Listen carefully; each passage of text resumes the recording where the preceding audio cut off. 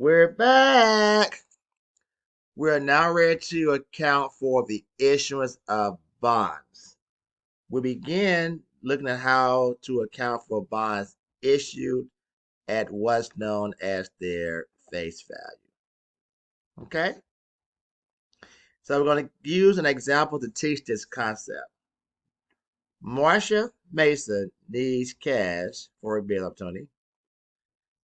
Mason offered to sell her friend's bonds with a 9% stated interest rate. The term specified making interest payments in cash on December 31st of each year, a 5-year term to maturity, and pledging land as collateral for the bonds. Mason issued the bonds in exchange for cash on January 1st of year one. Okay? So there's a lot in that. So Mason issued a bond to her friends.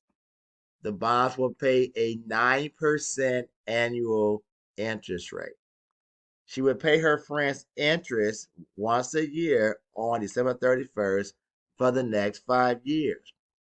Marcia has pledged land as collateral, meaning that if she defaults on this payment, then her friend had the right to seize the land that was pledged as collateral in this exchange.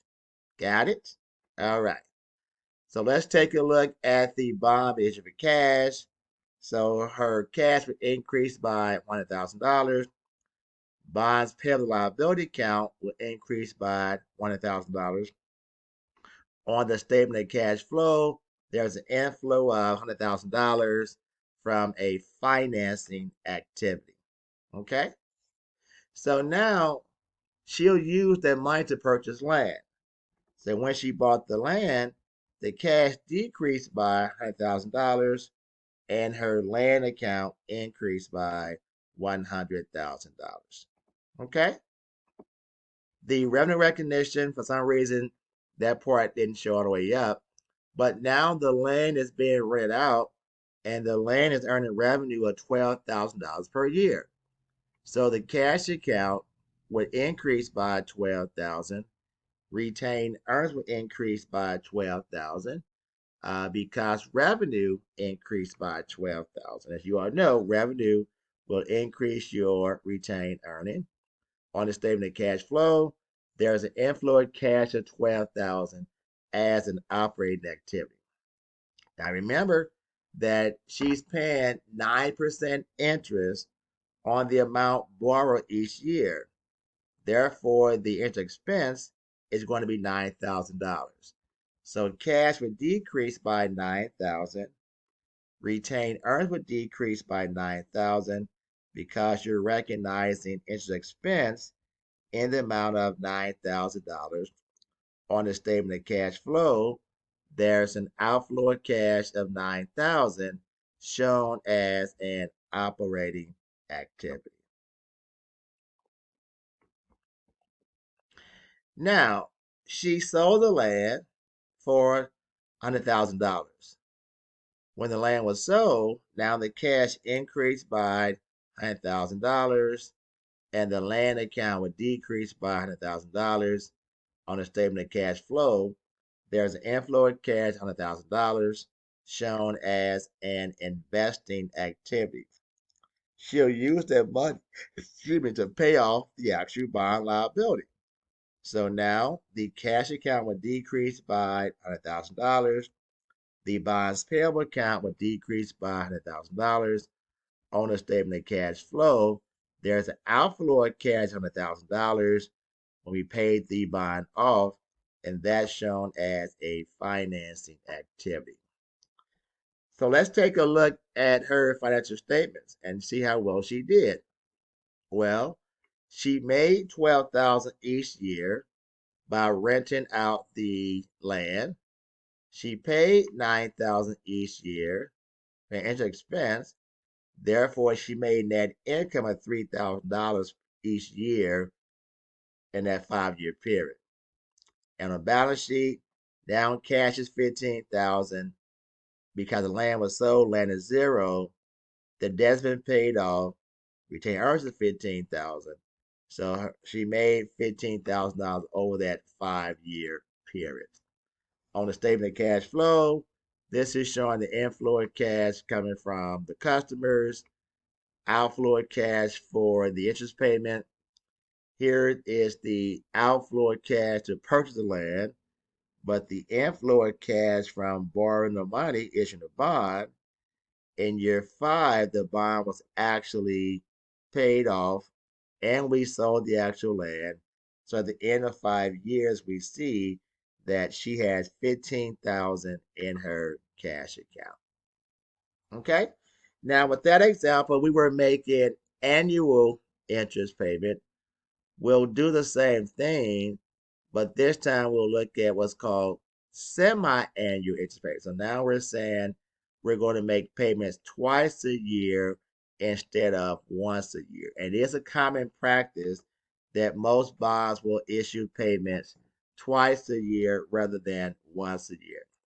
So now what happens is that 9,000 is divided in half. Rather than paying 9,000 once a year, we'll pay 4,500 twice a year, once on June 30th, and then again on December 31st. Okay?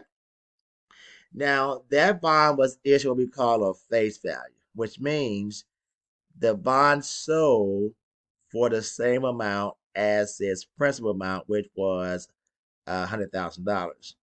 We'll now take a look at what we call bonds issued at a discount. What does that mean? And why would a bond be issued at a discount? All right. So, same problem. We're going back to Mason.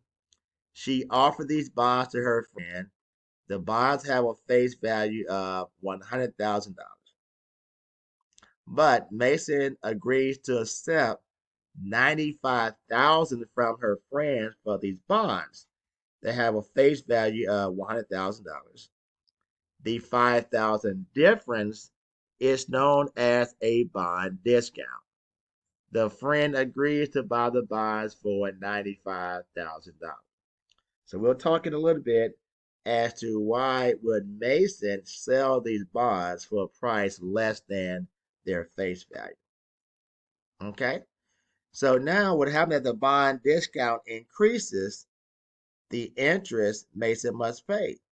That's because the interest payments, pay attention, are based upon the bond's face value of $100,000, right? So she's still paying interest of $9,000 annually, although she only received $95,000. So the actual interest rate that Mason is paying is called the effective interest rate. Let me go back and explain that. We know that 9% is the rate on the actual bond. However, she didn't receive 100,000, she only received 95,000. Although she's paying interest based upon the face value of $100,000. So the effective or the accuracy rate, do me a favor, if you take 9,000, get my calculator out, take 9,000 and divide that by 9,500. Again, take 9,000 and divide that by 9,500. That would give you 0.0947, which means that the effective or the accuracy rate is really 9.47%, not 9%. Okay? And we'll explain why in a few. Mason will take an amount less than the face value of this bond. Okay. So once again, the effective interest rate is the actual interest rate that Mason's paying. To get that, again, we took 9,000, the annual interest payments, divided by 9,500, the amount being received, to get the effective interest rate of 9.47%. It is a common practice to use discount to raise the effective rate of interest above the stated rate. Bonds frequently sell for less than their face value. Okay. Now, why is that? Let's explain that. Well, when bonds are issued, they're issued at a stated value amount, at a stated interest rate. So for her bonds, they were first issued, those bonds were issued at a rate of 9%. Bonds interest rate, there's an actual bond market where people go to actually purchase, buy, and sell bonds. Okay? Now, let's say that Mason may have issued bonds on the 1st of January, but perhaps they were not sold until April. Back in January, that 9% was what we call the market rate of interest. It means that bonds at that time were paying 9% interest. But now it's April, and that rate has changed. And so now that rate may be closer to what we calculated, that 9.47% interest. So if you're buying a bond, you're like, well, Mason, you're my friend and all, but your bonds are paying 9% interest. I can buy a bond for somebody else and receive 9.47% interest. Why would I buy your bond?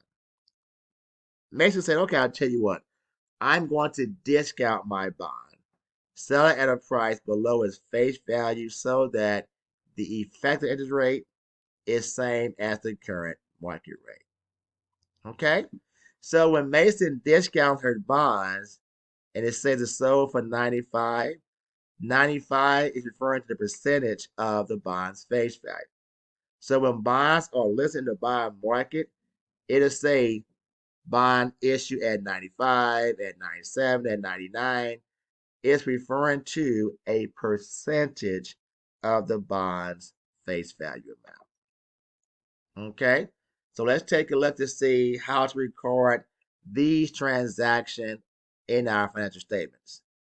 So here we see the bonds payable account is for $100,000 because that's the bond's face value. That's the amount we must repay back to the bond holder. The discount on bonds payable was $5,000. That bond has a current carrying value or book value of $95,000. So in our balance sheet, we're going to show a cash increase of $95,000. We're showing a bond as carrying value of $95,000. On the statement of cash flow, there's a $95,000 inflow of cash shown as a financing activity. Okay, that was a lot. So if you need to slow it down and watch this portion of the video.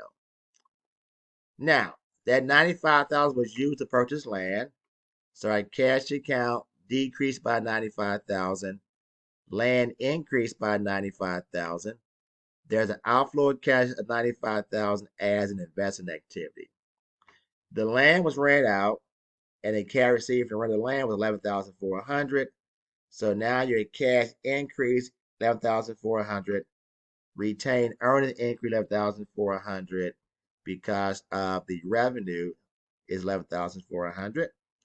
On your statement of cash flow, there's an inflow of cash, $11,400 shown as an operating activity. Next, that discount of $9,000 has to be amortized or reduced over the life of this bond. Because when the bond is paid back, you must pay back the entire face value amount, which was $100,000. So let's look at a few things. So $9,000 is the interest we're going to pay to the bond holder each year, right? The $5,000 discount is going to be amortized over the life of this bond, which is a 5-year period.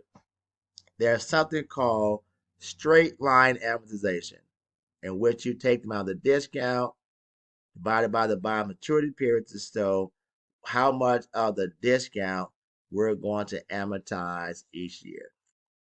Now, I don't want to rush this section, so come back for the slide conclusion of our Chapter 7 video lecture. See you soon.